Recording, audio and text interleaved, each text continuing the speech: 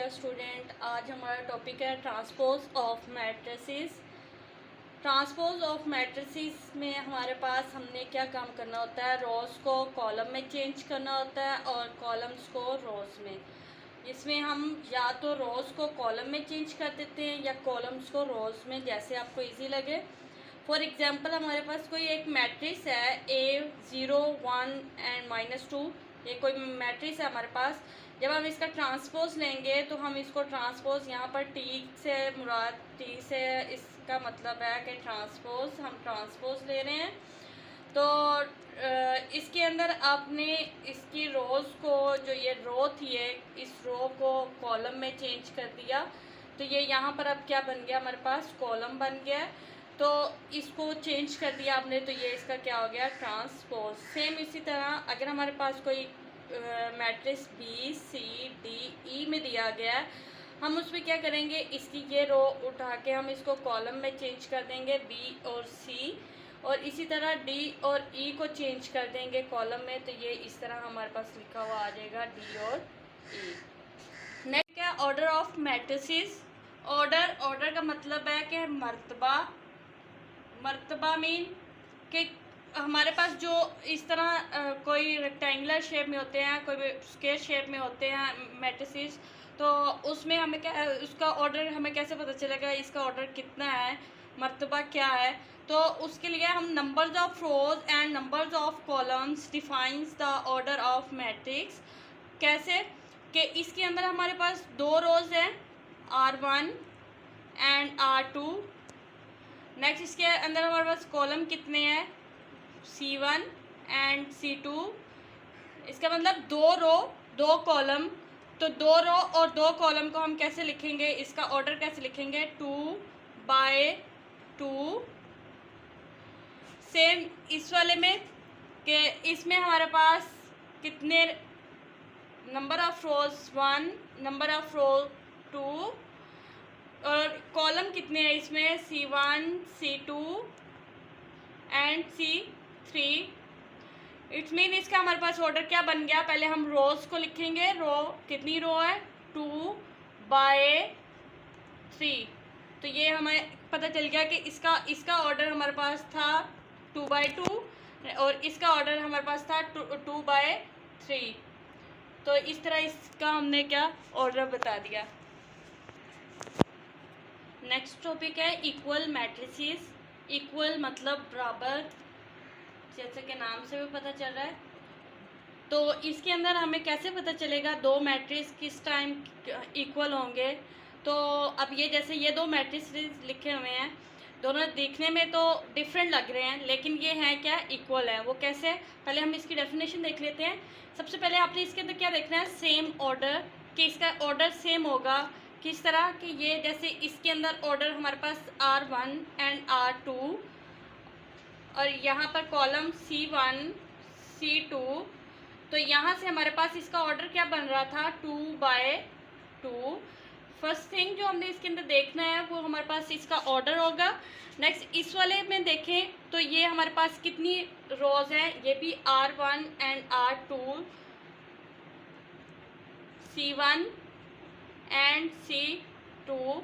तो ये हमारे पास इसका ऑर्डर क्या बन रहा है, 2/2। तो इसमें इसका ऑर्डर दोनों का क्या हो गया, सेम। दूसरी चीज़ जो हमें इसके अंदर देखनी है वो इसका ऑर्डर सेम होने के बाद same number of entry same होनी चाहिए। कैसे कि ये 4 है तो यहाँ पर भी 4 होना चाहिए, लेकिन यहाँ तो 2+2 लिखा हुआ है, लेकिन अगर हम इसको देखें, ऐड करें, तो ये कितना बन जाता है, 4। 2 - 2 कितना बन जाता है, 0। तो 2 + 4 कितना, 6, और 2 2, यानी कि ये हमारे पास मैट्रिक्स इस शक्ल में आएगा, 4 6 0 6 एंड 2। तो ये हमारे पास ये मैट्रिक्स और ये ए मैट्रिक्स दोनों क्या हो गए, एक जैसे हो गए। सिर्फ इसमें क्या था कि इसको एक्सपेंड करके लिखा हुआ था, जिसकी वजह से हमें इसमें थोड़ा सा ये दिखने में डिफरेंट लग रहा था।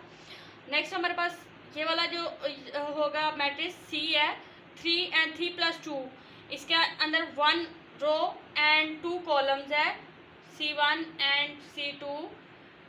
इससे हमें पता चला कि इसका ऑर्डर कितना है हमारे पास 1/2।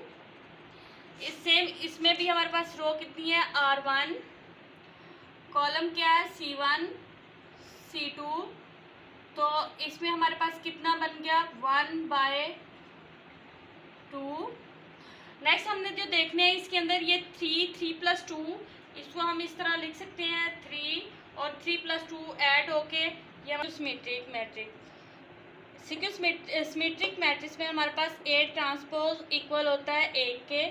फॉर एग्जांपल कोई सा मैट्रिक्स हमें दिया हुआ है A 2 0 3 0 1 -4 3 -4 1। अब हमने इसकी डेफिनेशन को प्रूव करना है। प्रूफ में हम लिखेंगे कि ये हमारे पास A मैट्रिक्स क्या था, इसका ट्रांसपोज इक्वल होना चाहिए A के।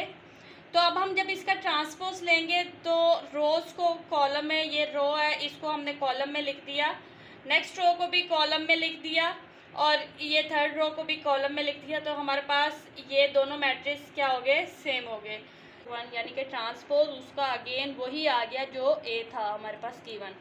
नेक्स्ट हमारे पास है सिक्योसिमेट्रिक। सिक्योसिमेट्रिक की डेफिनेशन होती है A का ट्रांसपोज इक्वल है -A के, यानी कि अब हमने इसमें प्रूव करना है कि A का ट्रांसपोज जब आप लोगे वो -A के इक्वल होगा। किस तरह की कोई सी A की आप कोई सी वैल्यू ले लें 0 2 -2 0, सपोज हमने एक मैट्रिक्स ले लिया है। जब हम उसका इधर हमारे पास क्या थी डेफिनेशन A के ऊपर ट्रांसपोज, तो हमने A के ऊपर ट्रांसपोज लिया -A की वैल्यू लिख दी। जब हमने इसका ट्रांसपोज लिया तो इसकी रो जो थी हमारे पास कॉलम में चेंज हो गई, ये रो इसकी हमारे पास यहाँ पर कॉलम में आ गई 0 2, नेक्स्ट -2 और 0 हमारे पास कॉलम बन गया। तो यहाँ पर हमारे पास क्या था माइनस, तो माइनस को जब आप अंदर मल्टीप्लाई करोगे 0, ये प्लस था तो माइनस हो गया, ये माइनस था तो प्लस हो गया, 0 2 बन गया। अब आप यहाँ से देखें दोनों A का ट्रांसपोज किसके इक्वल हो गया है, -A के इक्वल हो गया। दोनों के आंसर क्या आए हैं, सेम आए हैं, ये दोनों आंसर सेम है हमारे पास, तो ये हमारे पास हो गया सिक्योसिमेट्रिक। नेक्स्ट हमने पढ़ना नेगेटिव मैट्रिसेस। नेगेटिव मैट्रिसेस में हमारे पास कोई जो भी हमारे पास मैट्रिक्स गिवन होगा हमने उसका नेगेटिव लेना है। नेगेटिव मीन जब आप उसका नेगेटिव लेंगे तो यहाँ पर ये 2 पॉजिटिव है तो ये क्या हो जाएगा नेगेटिव, 3 प्लस है +3 में है तो इसको हम कहेंगे -3, ये +1 +5 0 -4। मुख्तसर बात में हम अगर देखें तो जो हमारे पास वैल्यू पॉजिटिव होगी वो नेगेटिव हो जाएगी और जो नेगेटिव होगी वो पॉजिटिव हो जाएगी, और इस तरह हमारे पास किसी भी मैट्रिक्स का नेगेटिव निकल आएगा।